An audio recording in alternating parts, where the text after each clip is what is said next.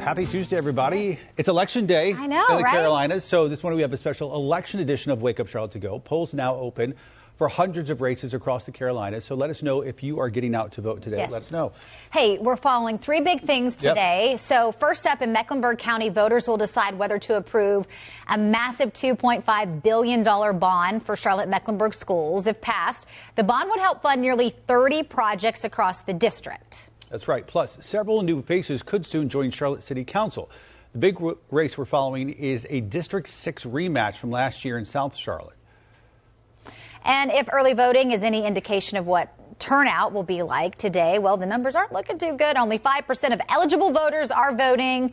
We want to change those numbers. Officials warn we could see record low turnout, though, by the end of the night. So we're going to begin with the big races on the ballot here in Mecklenburg County. Richard Devane has more. Those are the two races that have a challenger.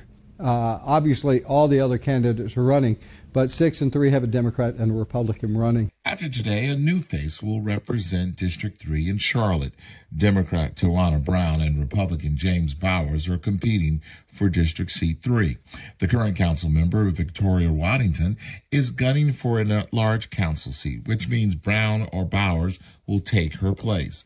And the most competitive race is expected to once again be for District 6, where Republican incumbent Tarek Bakari has represented District 6 since 2017. His challenger, Democrat Stephanie Hand, will once again try to beat him after falling short for some 300 votes in the last election. Most of our early voters were Democrats. Second highest was unaffiliated, and third were the Republican voters.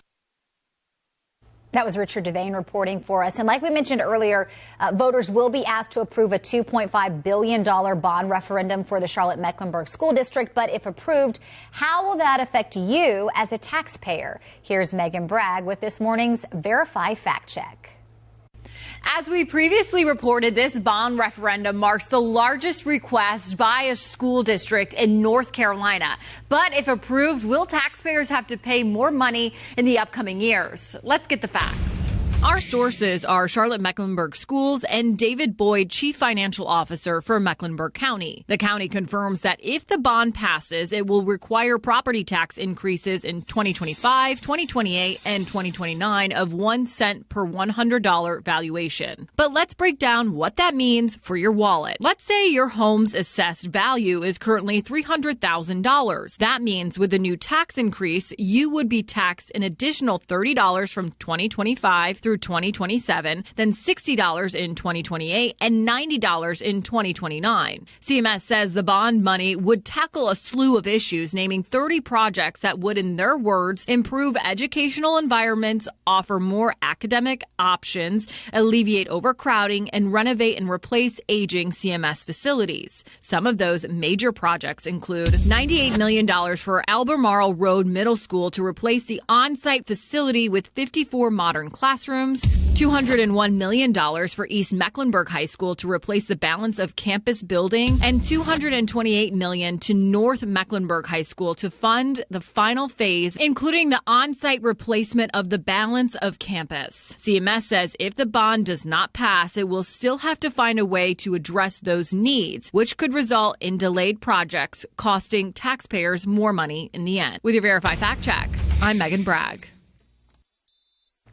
All right. Well, hey, there's no excuse not to get out and vote because the weather is beautiful today. There may be other excuses, but that's not your fault.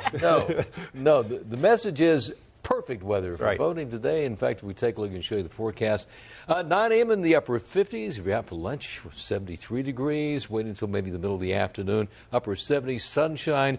And then around 7 p.m., polls are closing. It'll be in the mid-60s. So no rain or storms, comfortable temperatures. What more can you ask for? You can have an excuse, but you'll have to find another one besides the weather. There are plenty of other excuses to use, for sure. That's right. And then, of Please course, vote. we'll have the full recap tomorrow morning on Wake Up Charlotte. That's right. On air and online. Exactly. We'll be back here as well. All right, folks, have a great day and enjoy Election Day. Get out and vote. We'll see you back here tomorrow.